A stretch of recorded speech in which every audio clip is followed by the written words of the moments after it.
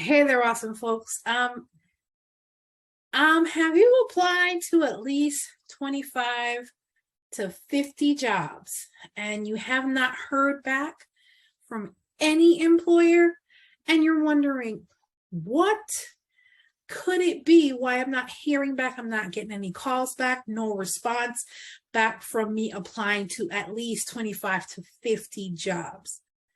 Here are 3 reasons you may not have heard back and what you can do. Stay tuned.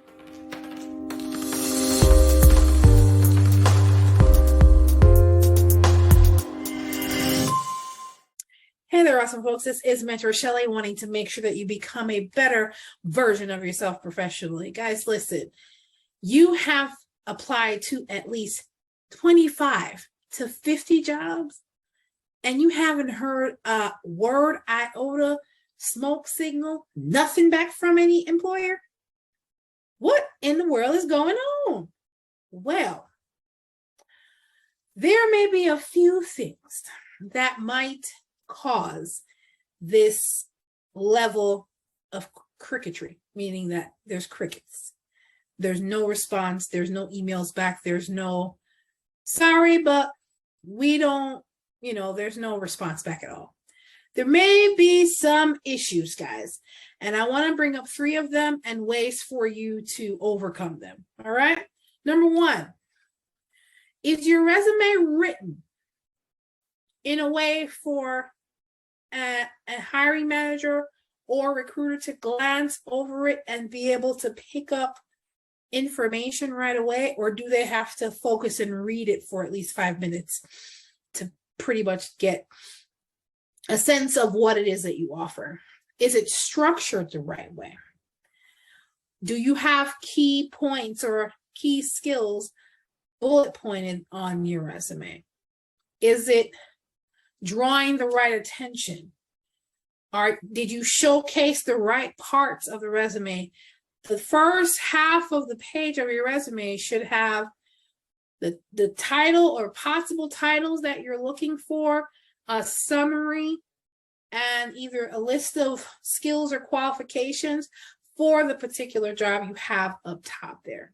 If it doesn't have those things, a lot of times, if you have sentences all in and all through, there's no way they can just glance and see what it is you have to offer.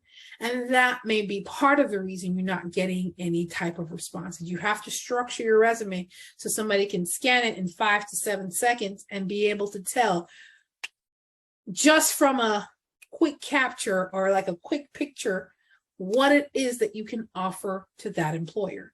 What skills, what knowledge base, what abilities do you have in your specific field or in the field that you specify at the top of that resume? Number 2, do you have enough keywords to get past the ATS system to a human? You hear me talk about applicant tracking system, which is what ATS is.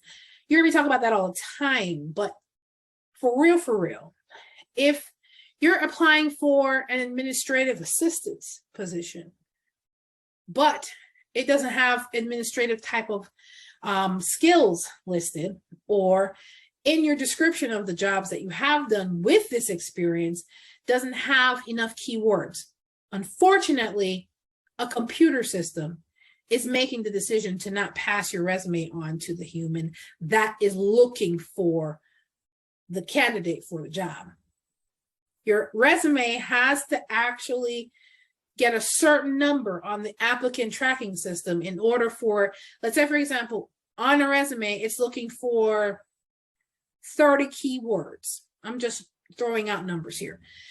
If the computer system scans your resume and only finds 28 of those keywords, though those resumes don't get passed on to the hiring manager, they get dumped.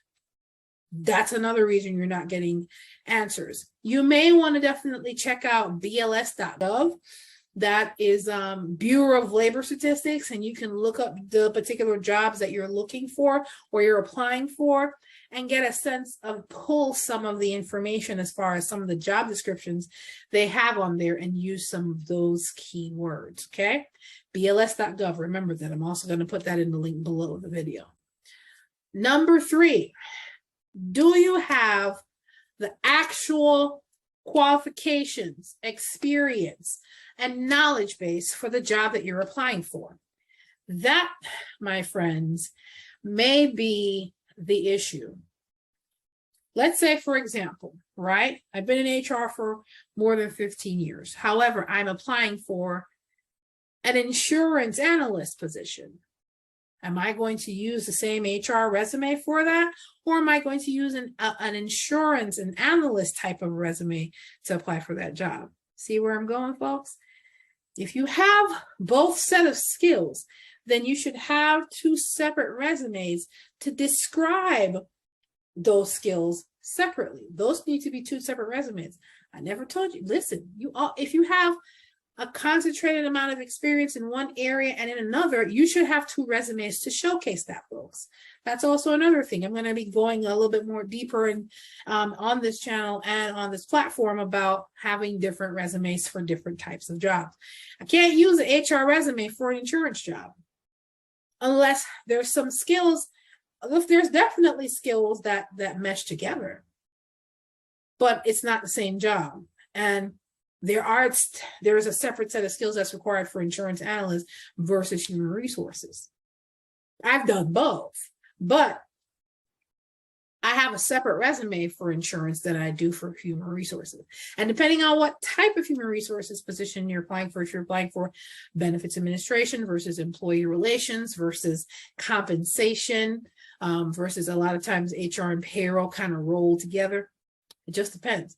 You have to be able to specialize on your resume so you get the proper keywords and it shows the proper qualifications and shows the proper skills. It shows the proper abilities so that when you're applying for these jobs, if you're doing it on a computer, you get past computer to the human, or if you're networking, keyword there, networking online or offline with people you know that have open positions in different companies, which the only way you know if you ask.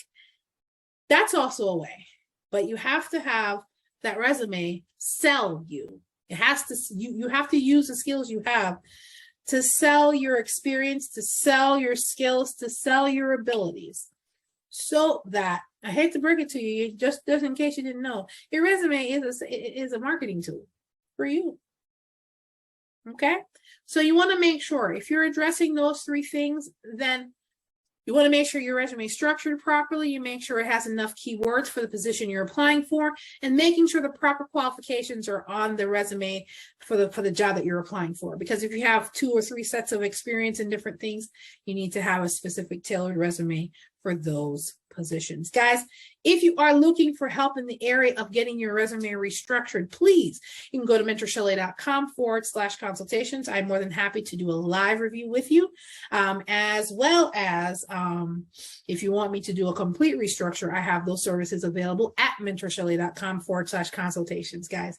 Of course, guys, I want you to win in the area of applying for jobs and finding the right type of career opportunity.